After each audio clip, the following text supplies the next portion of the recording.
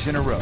You see those images and it just stresses more and more the importance of fire safety. Yeah, brutal conditions across the West. Yeah, Alana. drought conditions continue to go up. We're actually going to look at the drought update with the newest numbers today. We had a wintry start to our day. Great shot here from Immigration Canyon, which shows the snow line. We received more moisture this spring than we did over our peak winter months. That's how we closed out the day in Salt Lake. Thank you to Meg Roberts for sending that our way. We cleared that storm system, and as it exited, it left a little bit of measurable moisture in portions of northern Utah. Those drought numbers are giving us a heads up on what to expect. They're grim this week as we saw percents rise, and we've got a rapid warm up. I'll tell you how long that lasts. There's that moisture. We see the rain hitting the camera. We did see some thunderstorms overnight, and that rain switching to snow in some locations. Our doTERRA time lapse giving you an idea of that storm as it moved through. It did leave behind more than 3/10 of measurable moisture at Salt Lake International. We like close to 1/4 of an inch in Ogden and Tooele, and just about 2/10 almost in Logan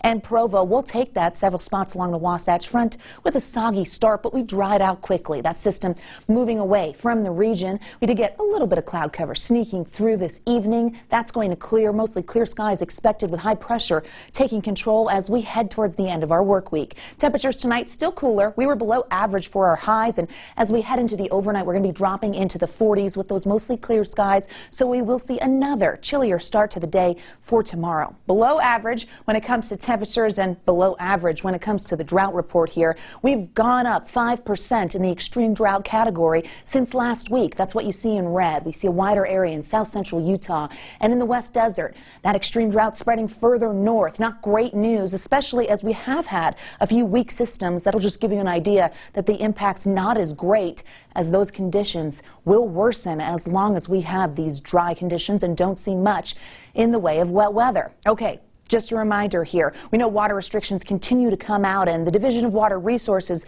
gives you a heads up as we battle these drought conditions when it comes to watering. So we only need to water on the eastern side of the state and down south. That's only one cycle. Northern, central, and western Utah, you don't have to water just yet. Check with your water provider. We would need to see several mid-70-degree days in a row for us to start to water, and that's not the case this week. Into tonight, few showers right there in southern Idaho, but clear conditions in the Beehive State. Tomorrow, a warming trend will rebound our temperatures closer to average. How does low 70s sound? That's what we're going to see in Salt Lake, and down south, it's 80s. That's what's seasonal this time of year. But as we roll into Saturday, above average temperatures really take control.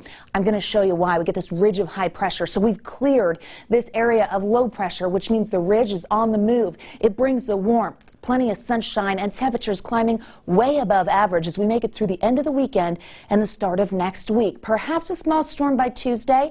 Doesn't look like a lot right now. We, of course, will keep you posted. Upper 60s and low 70s along the Wasatch Front for tomorrow. 70s and 80s in eastern Utah. 70s for the I-15 corridor. Mid-80s in St. George. We don't waste a lot of time in the 80s in Washington County. Nope, we get to the high 90s by the end of the weekend and as we head into next week. Sunshine, dry conditions. That is a rapid warm-up. The heat is going to move in quickly. Wasatch Front warming trend really taking hold by Saturday. We're looking at mid-80 potential. We just got done with a snowy morning, and we're looking at 85 for the high on Monday. Increasing cloud cover Thursday and Tuesday as a few weak systems could travel